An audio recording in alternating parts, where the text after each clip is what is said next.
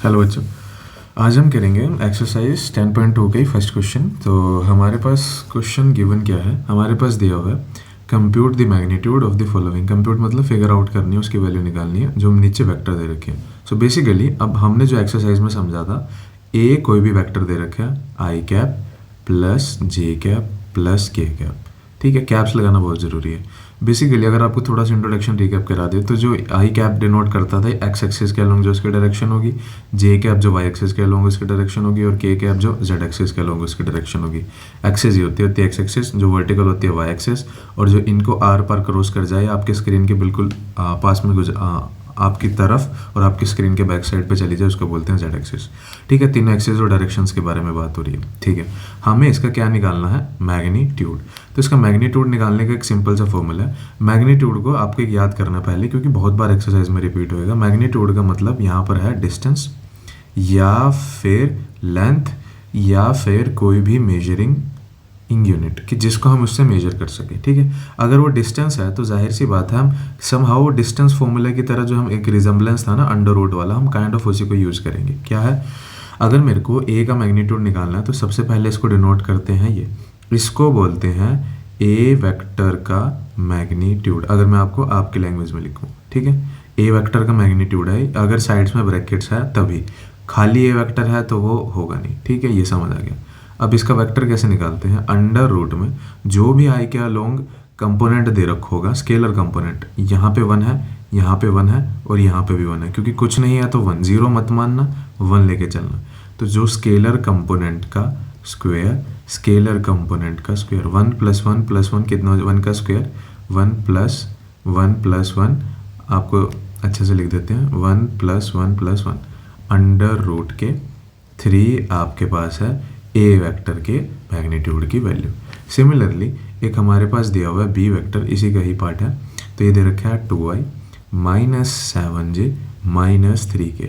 बस आपको कुछ नहीं करना है, जो भी स्केलर कंपोनेंट्स दे रखे होंगे, स्केलर कंपोनेंट होते हैं ये और ये, उनका क्या करना है हमें, अंडर रूट में उसका स्क्वायर।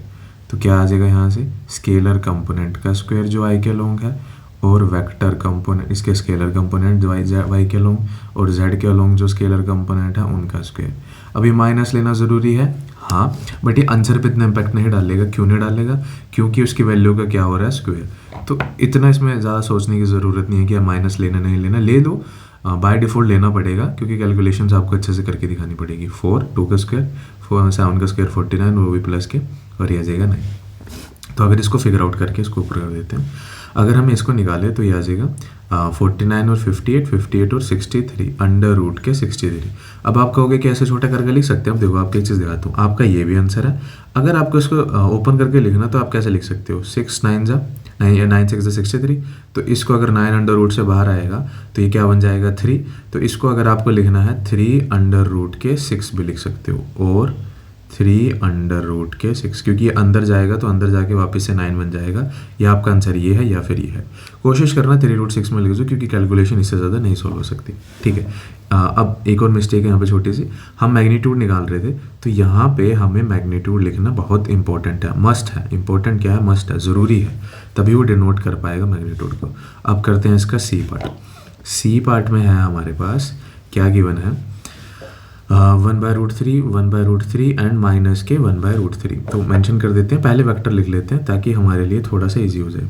ठीक है, 1/√3 आई कैप प्लस 1/√3 जे कैप और माइनस के 1/√3 के कैप।